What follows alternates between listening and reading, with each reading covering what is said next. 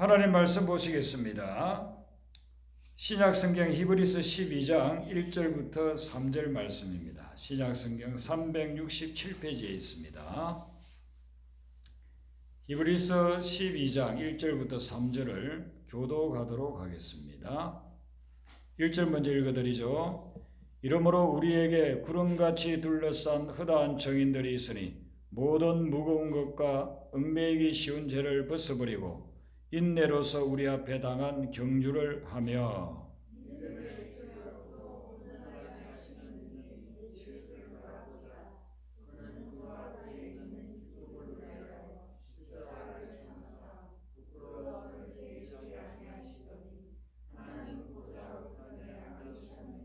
같이 읽습니다. 너희가 피곤하여 낙심하지 않기 위하여 죄인들이 이같이 자기에게 거역한 일을 참으신 일을 생각하라. 아멘. 오늘 이 말씀은 우리의 신앙생활을 경기에 비유를 하고 있습니다. 사도 바울도 디모데후서에 보면은 우리를 경기하는 자라고 그렇게 이야기합니다. 신앙생활 하는 사람들은 경기하는 자와 같다. 이 세상은 경기장이고 우리는 선수다라고 이야기를 합니다. 경기를 하면은 반드시 승리해야 됩니다. 선수가 경기하는 유일한 목적은 승리하기 위한 것입니다. 승리를 하려면 어떻게 해야 되는가? 그게 바로 오늘 이 본문 말씀에 기록되어져 있습니다. 먼저 승리하려면은 허다한 정인들을 바라봐야 된다는 것입니다. 우리에게 구름같이 둘러싼 허다한 정인들이 있다고 했습니다.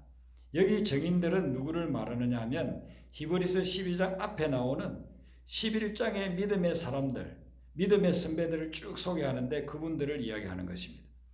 히브리서 11장에 보면은 그 믿음의 선배들을 쭉 열거하고 있는데 거기에 아벨, 에녹, 노아, 아브라함, 이삭, 야곱, 요새, 모세, 사사 중에서 기드온, 삼손, 왕은 다윗, 그리고 사무엘, 숱한 선지자들, 이런 사람들을 쭉 이렇게 소개를 하고 있습니다. 그러면서 이들을 보면서, 이런 정인들을 보면서 믿음의 경주를 하라고 이야기를 합니다. 그러면 이 사람들은 어떤 사람들인가? 실수도 한 번도 하지 않고 흠도 티도 없는 사람들인가? 아니에요. 이들도 보면은요, 실수하고 믿음에서 쓰러지고 넘어지기도 하고 하나님을 좀 실망시키기도 하는 그런 일들도 했습니다. 어떤 사람은 아주 큰 실수, 큰 잘못도 저질렀습니다. 다윗을 보세요. 다윗은 간음하고 부하를 죽이고 살인죄를 저지른 그런 엄청난 죄악을 저질렀습니다. 모세도 사람을 죽인 사람입니다.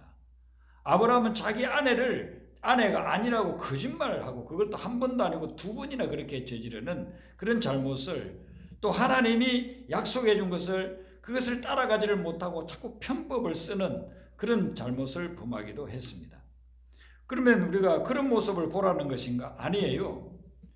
이들이 실패하고 좌절하고 쓰러지고 넘어졌는데 어떻게 다시 일어났는가? 그걸 보라는 거예요. 허다한 믿음의 정인들이 있는데 그 사람들이 아무 흠도 없고 티도 없이 그렇게 살았기 때문에 완벽을 추구하면서 그들을 본받으라, 이게 아니에요. 그들도 인간인지라 죄성이 있고 그 죄성을 극복하지 못해서 쓰러지고 넘어질 때가 있었는데 거기서 끝나지 아니하고 어떻게 그것을 다시 극복해서 믿음의 조상의 반열에 서게 됐는가, 그걸 보라는 것입니다. 믿음의 조상이라고 하는 아브라함을 한번 보세요. 하나님이 내가 너에게 지시하는 땅으로 가라고 했을 때 곧장 가지 아니하고 하란에 머물렀다고 하지 않았습니까? 그래서 하란에 머물러 있다가 아버지 데라가 죽고 난 후에 충격을 받았어요. 아, 인생은 이렇게 험하게 가는구나. 내가 하나님의 부름 받은 것을 명심하지 못하고 여기 중도 하차서 지내고 있구나. 그래서 가나안 땅으로 들어왔어요. 그 가나안 땅으로 들어왔을 때에 아브라함이 처음 한 일이 뭐냐면요, 성경에 창세기 12장 7절을 보니까 제단을 쌓았다라고 하고 있습니다. 제단을 쌓는다는 것은 예배를 드렸다는 것입니다. 그러니까 아브라함이 자기가 쓰러지고 넘어졌을 때 다시 일어나는 그 방법이 뭐냐면은 예배를 드리면서 하나님을 만났다는 것이죠.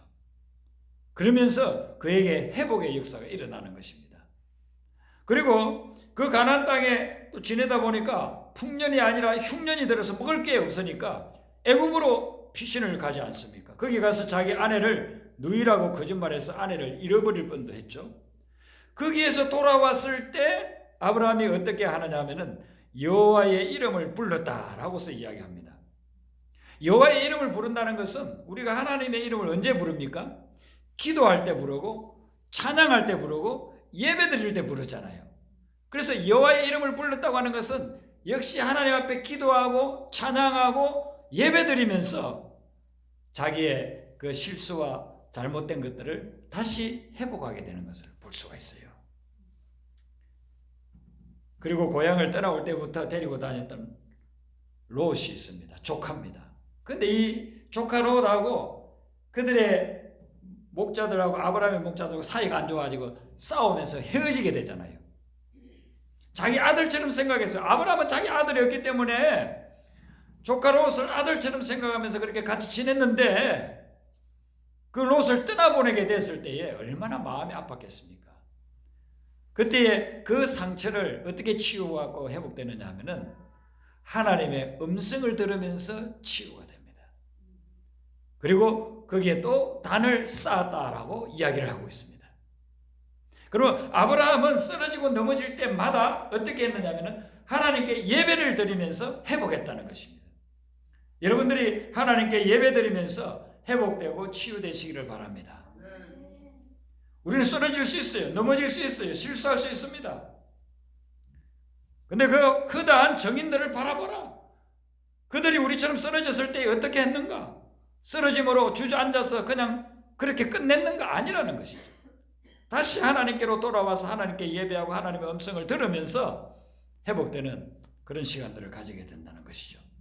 다윗도 보세요. 다윗도 바세바를 범하고 남편 우리아를 죽이고 난 후에 그때 나단 선지자가 찾아와서 다윗에게 당신이 하나님 앞에 범죄했습니다 라고 지적했을 때 뭐라고 합니까? 감히 누구에게 지적하냐? 내가 왕인데 이렇게 하지를 않았어요. 그는 그 지적을 딱 듣고 난 후에 내가 여호와께 죄를 범하였습니다 하면서 회개하기를 시작합니다. 그 회개를 기록해 놓은 말씀이 시편 51편이잖아요.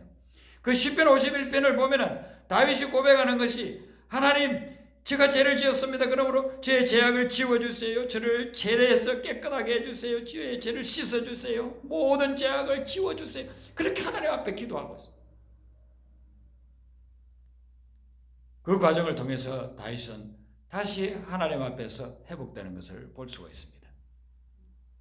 그러니까 믿음의 정인들이 우리에게 보여주는 실패하고 쓰러지고 넘어졌을 때에 그것으로 끝나버린 것이 아니라 이 사람들은 다시 하나님께 돌아오고 다시 하나님의 말씀을 듣고 다시 하나님을 예배하면서 그러면서 온전히 영적으로 육적으로 회복되는 것을 볼 수 있어요.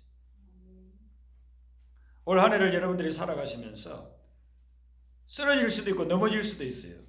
그런데 절대로 거기에서 주저앉지 마시고 아브라함이 한 것처럼 다윗이 한 것처럼 쓰러지고 넘어질 때에 주님을 바라보시기를 바랍니다. 주님을 바라보고 하나님 앞에 기도하고 찬양하고 예배를 회복하게 되면 우리의 삶은 회복하기 시작하는 것입니다. 그 다음에 믿음의 경주를 할 때 하는 것이 뭐냐면 모든 무거운 것과 얽매이기 쉬운 죄를 벗어버리라 그렇게 이야기하고 있습니다. 여기 1절에서 이야기하고 있는 무거운 것이라고 하는 것은 뭐냐면요 짐을 이야기해요. 짐을 100m 경주를 하는데 무거운 짐을 지고서 가려고 하는 사람 누가 있겠어요? 나는 힘이 있고 나는 빨리 달리기 때문에 저 사람들은 아무것도 안 가지고 다니지만 나는 10kg짜리 짐을 지고 달리겠다. 그 사람이 이기겠습니까? 절대로 이길 수 없어요. 짐을 내려놓아라는 것이죠. 무거운 짐을 벗어버리고 그리고 얽매이기 쉬운 것이라고 하는데 이 얽매이기 쉬운 죄는 뭐냐면 우리가 쉽게 지을 수 있는 죄를 이야기합니다. 사람들마다 약점이 있어요. 꼭 거기에서 쓰러져요. 어떤 사람은 쉽게 넘어지고 쉽게 쓰러지는 그런 부분이 있습니다. 그 부분들을 다 벗어버리라 그렇게 이야기하고 있는 것입니다. 난공불락의 요새와 같은 그런 성도 무너지는데 언제 무너지느냐면요, 그 약점을 보일 때, 적에게 약점을 보일 때 그 약점 때문에 쓰러지는, 성이 무너져 내리는 것을 볼 수가 있습니다.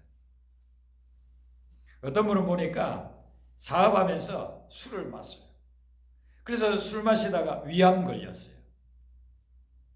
그래서 주변에 믿는 사람들이 있어서 기도를 많이 하고 또 치료를 잘 받아가지고 나았어요. 근데 그 술을 끊지를 못해.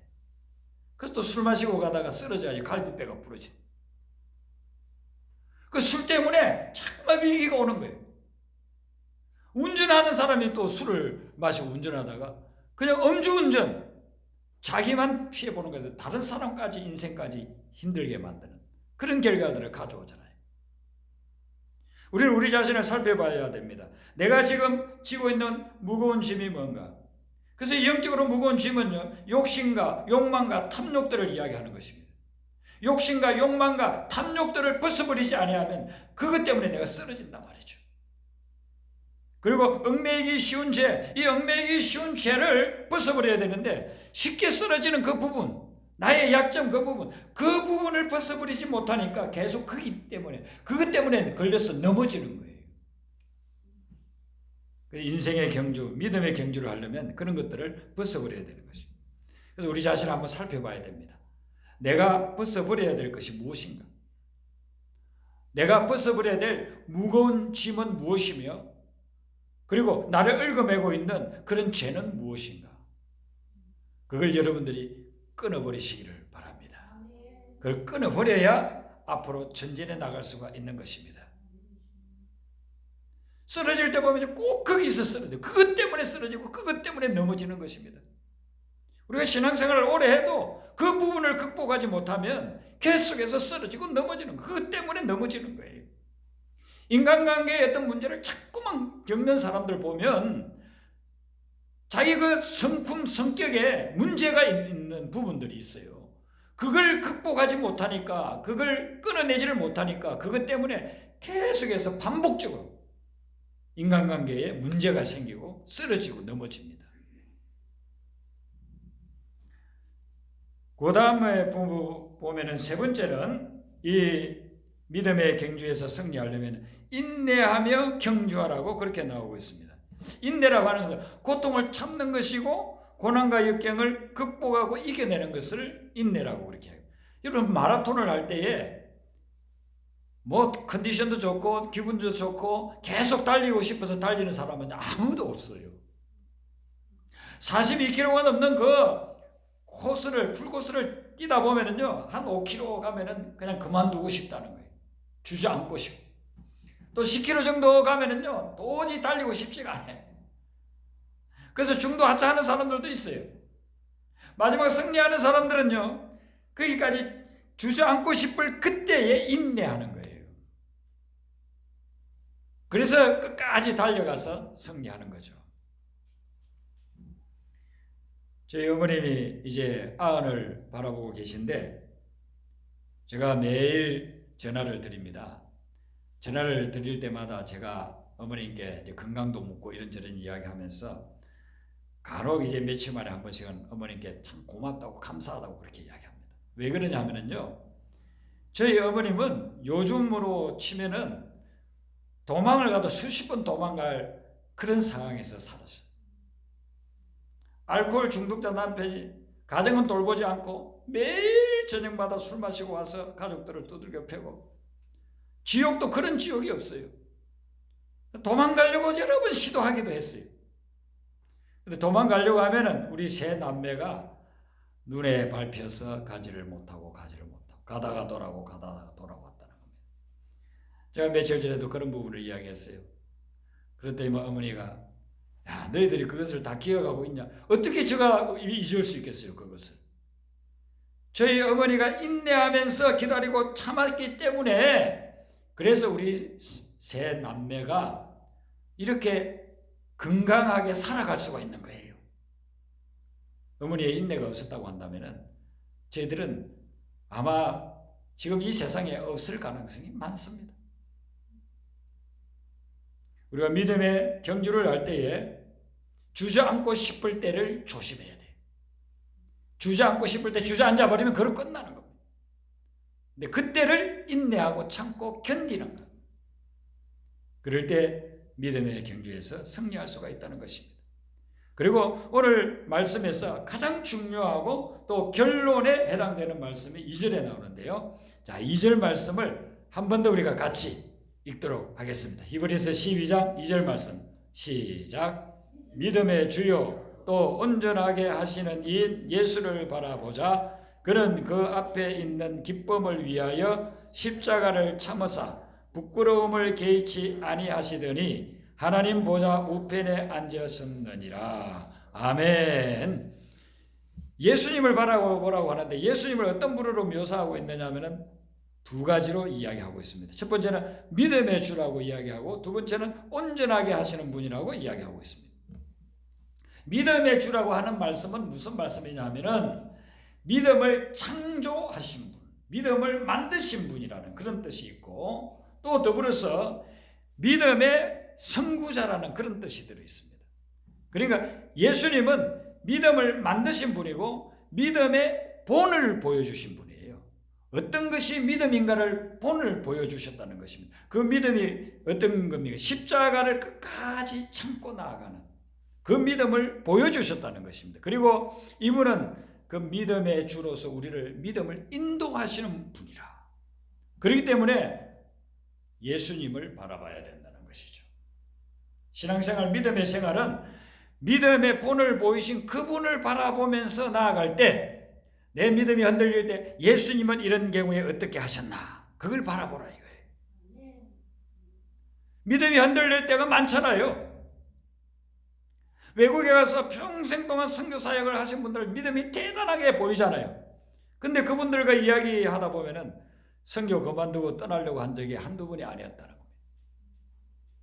선교지에 갈 때는 우리 주님의 그 사명을 받고서 그 사명 감당하기 위해서 목숨까지 바치리라 부름받아 나선 이놈의 몸 어디든지 가오리다 그런 마음을 가지고서 갔는데 선교지 가서 이런저런 엄청난 고난과 고통을 당하면서 내가 꼭 이 선교를 해야 되나 중도 하차 그만둘 경우가 적지 않게 있습니다.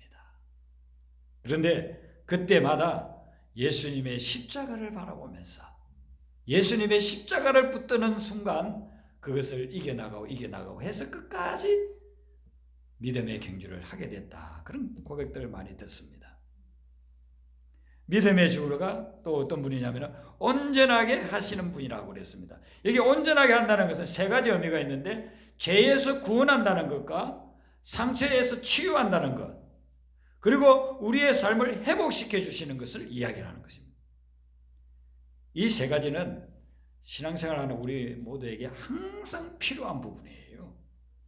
우리를 구원해 주시고 죄악에서 구원해 주시고 그리고 우리를 그릇된 것에서 치유해 주시고 그리고 우리의 삶을 회복시켜 주시는 것입니다.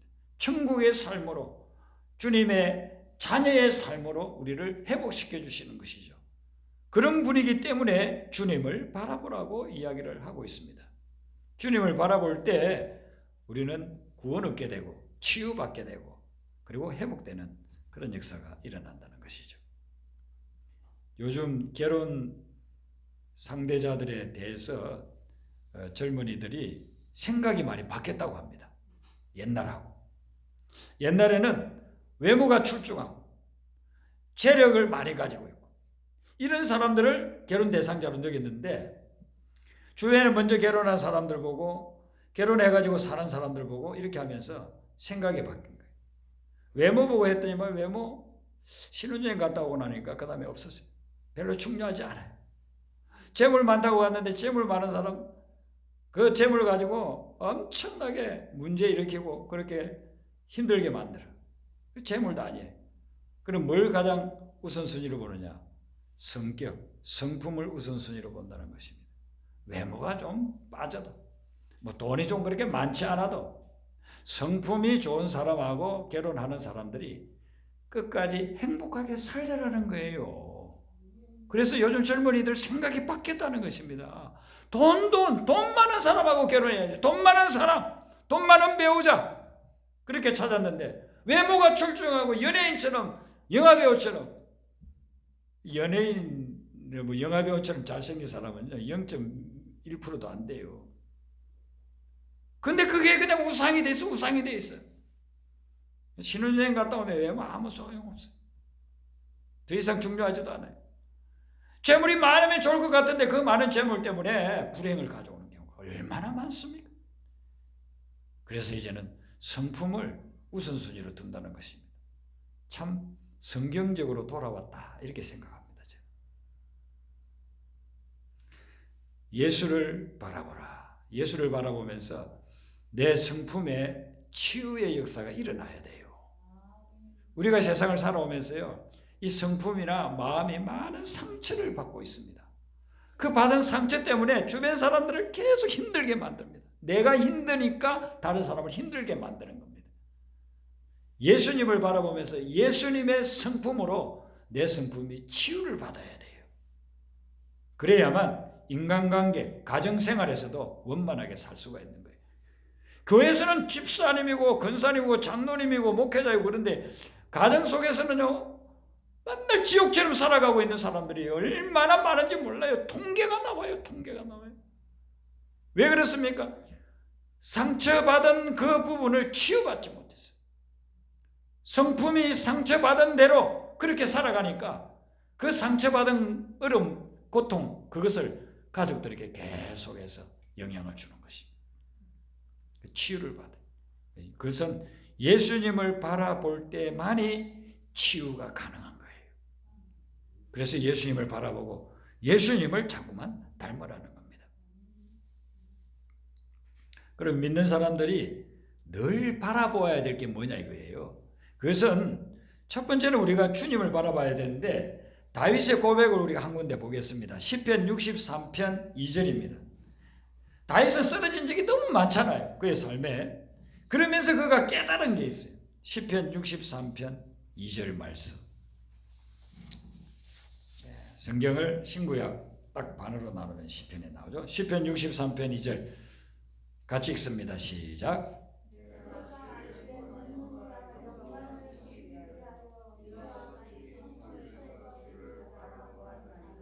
아멘.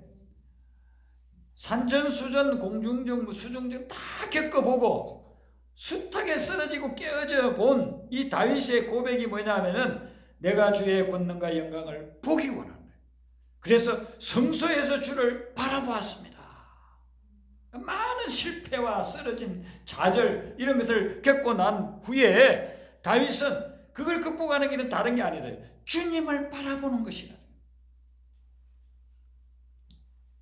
그 주님을 바라보는 사람은 그것과 더불어 그 다음에 또 무엇을 바라보느냐 하면은 주님이 지시하는 것을 바라봐야 돼요. 내가 보고 싶은 곳이 아니고 주님이 어디를 지시하는가. 내가 가고 싶은 곳이 아니라 주님이 지시하는 곳, 그곳을 바라보라는 것입니다. 그래서 아브라함이 조카 롯을 떠나보내고 난 후에 하나님을 만나요.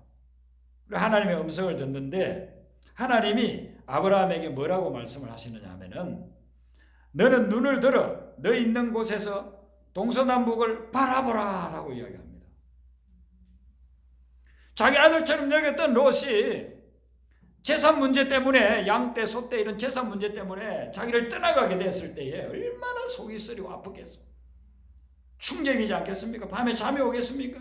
잠도 못 자고 있는데 하나님이 탁 나타나가지고 음성을 들려줍니다. 아브라함아 이리 나와봐라. 네가 지금 여기에서 동서남북을 바라봐라.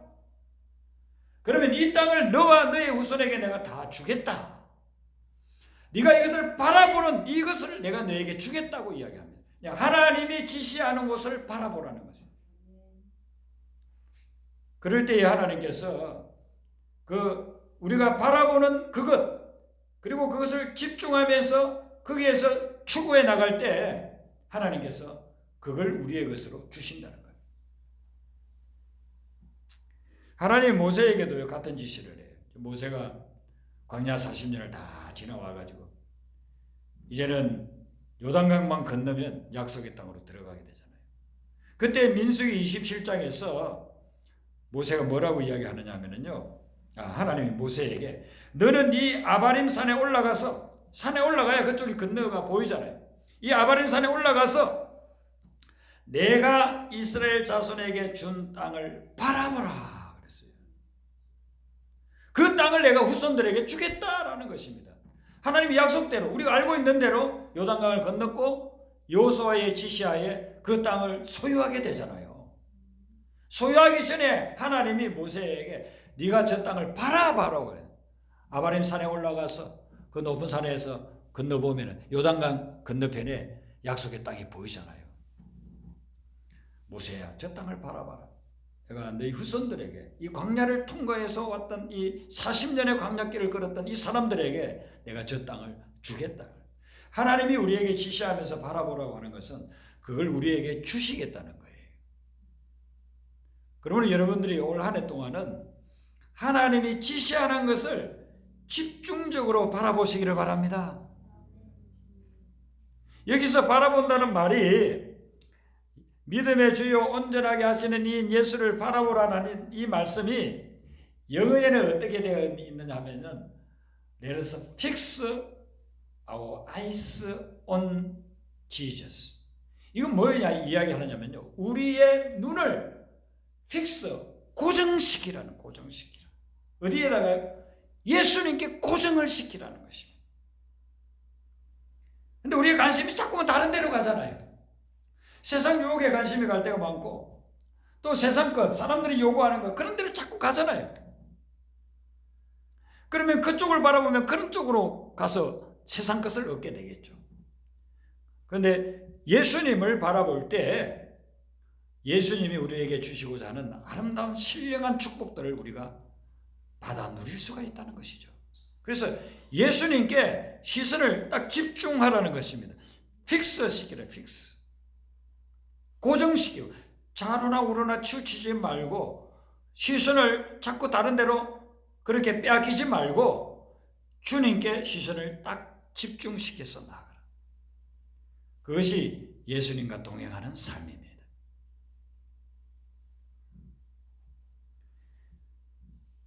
베드로 사도는 우리에게 권하기를 베드로후서 3장 13절에 이렇게 이야기를 합니다. 우리는 그의 약속대로 의가 있는 곳인 새 하늘과 새 땅을 바라보도다 그랬습니다. 새 하늘과 새 땅을 바라보세요. 제가 미국에서 유학할 때에 저희 집 사람은 이렇게 애를 돌봐주고 또 음식도 해주고, 저는 잔디 깎아주고 집을 관리해주고, 그렇게 하면서 방 2칸을 한 1년 정도 얻어가지고 산 적이 있습니다. 근데 그분이 혼자서 아이를 낳아가지고 키우는 간호사인데, 이제 방 3개 있는 집에 2층으로 되어 있는 집인데 혼자 사니까 너무 외롭고 힘든 거예요. 그래서 와서 밥도 해주고 집도 관리해주면서 이렇게 같이 지낼 수 있는 분을 강구를 냈길래 제가 찾아갔더니만 목회자라고 유학생이라고 하니까 너무 반가워하면서, 그분도 이제 그 이민교회에 나가는 집사님이었어요. 그래서 이제 만나서 이야기하고 저녁을 저희 집 사람이 해서 같이 먹으면서 매일 저녁마다 이야기를 하는 겁니다. 그리고 이분이 그 시간을 너무너무 좋아하는 거예요. 낮에는 병원에 가서 간호사 사역을 하다가, 일을 하다가 저녁에 와서 늘 혼자 있었는데, 이제 저희 집사람하고 저하고 또 저희 애들 둘하고 이렇게 같이 지내니까 저희 애들에게도 너무너무 잘해주고, 처음에는 우리가 100불씩 내고 그렇게 살기로 했는데 나중에는 그거 받지도 않고 오히려 100불을 우리에게 주면서 그거 가지고 이제 뭐 채소나 이런 식재료를 사서 음식 만들게 하고 그렇게 했어요. 근데 이분이 이제 애가 태어날 때가 가까우니까 고민을 하는 거예요. 그래서 어느 날 저녁에 그렇게, 목사님, 제가 고민이 하나 있습니다. 이 아이가 태어나면은 영어 이름은 제가 지어놨는데 한국 이름을 지어주고 싶은데 제가 아무리 생각해도 한국 이름은 이렇게 좋은 게 떠오르지를 않습니다. 어떻게 하면 좋을까요? 목사님이 좀 기도하면서 제 아이 이름을 좀 지어주세요 그러시더라고요.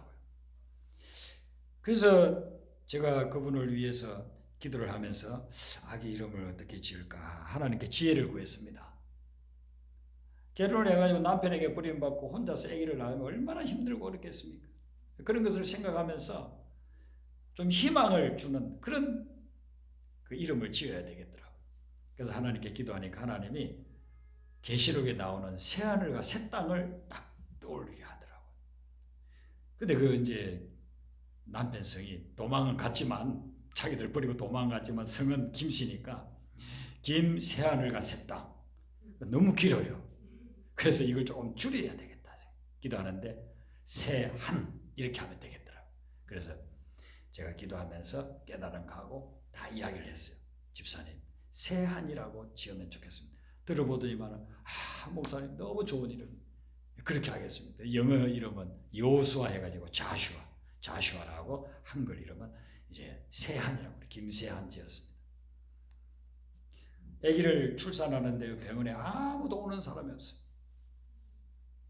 그래서 저하고 저희 집사람하고 가가지고 신방을 했는데요. 아기 낳았으면 기쁘고 축하해주고 즐거워해야 되는데요. 울음바다가 됐어요. 한참을 같이 울다가 왔어요. 그래가지고 이제 제가 한 1년 정도 그 집에 있다가 사역지가 1시간 정도 차 타고 가는 곳에 떨어져 있기 때문에 그곳으로 이사를 하게 됐습니다. 이사하면서도 얼마나 다들 서로 헤어지기 싫어가지고. 그리고 이제 간혹 연락을 하는데 한 번은 연락을 드리니까 그 LA에 살지를 않고 자 캘리포니아 북쪽으로 가셨다는 거예요. 그리고 어떻게 해서 그렇게 됐습니까? 라고 했더니만은 아기를 낳았다고 남편한테 연락을 했더니만은 자기 아기 아니라고 처음에는 그랬다는 거예요. 그런데 당신 아기가 맞다. 그러니까 한번 와서 봐라. 그렇게 했더니만은 한 번 왔더래요. 한 번 보고서는 뭐 시큰둥하고 또 가버리더래요. 근데 그 다음에 또 오더래요. 그렇게 2번, 3번 보게 되면서 이 아이에 대한 그 애착이 일어나게 된 거예요. 사랑하는 마음이. 그리고 보면 볼수록 자기를 닮았거든요. 그러면서 이 아이를 통해서 그 남편이 다시 돌아왔어요. 그래서 재결합을 한 겁니다. 새하늘과 새 땅이라고 하는 이 이름을 부르면서 하나님이 이루어 주실 이 가정의 회복을 그분이 얼마나 갈급하게 간구했겠습니까? 아이를 부를 때마다 새하나 새하늘과 새 땅, 우리 가정에도 새하늘과 새 땅이. 내 놀랍게도 그 아이의 이름을 부르고 또 부를수록 그 남편의 마음에 놀라운 변화가 일어나. 그래서 그 가정이 새하늘과 새 땅을 이룬 거예요. 그 이후에도 제가 이제 연락을 한 번인가 했는데 그 다음에 간혹 생각이 나서 연락하면은요. 이제는 어디 다른 데로 이사를 가고서 연락처도 바뀌어가지고 지금도 연락이 안 돼요. 혹시 이게 인터넷 방송을 통해서 그분에게 들려진다고 한다면 좀 연락이 됐으면 참 좋겠습니다. 여러분 우리가 어디를 바라보느냐가 참 중요한 것입니다. 주님을 바라보시고 주님이 지시하는 것을 바라보시고 베드로가 이야기하는 새하늘과 새 땅을 날마다 바라보고 추구하시기를 바랍니다. 그럴 때에 우리가 바라보는 그것을 하나님께서 우리의 삶 속에 이루어 주실 것입니다. 올 새해 한 해 동안 다른 무엇보다도 예수를 바라보고 여러분의 시선을 예수님께 고정시키세요. 고정시켜서 절대로 그 관심을 다른 데 빼앗기지 마시고 주님께만 온전히 집중함으로 인해서 주님이 주시는 영육간의 축복을 누리는 그런 한 해 되시기를 주님의 이름으로 축원합니다. 우리 아까 불렀던 찬송 524장 부르겠습니다. 갈 길을 밝히 보이시니 524장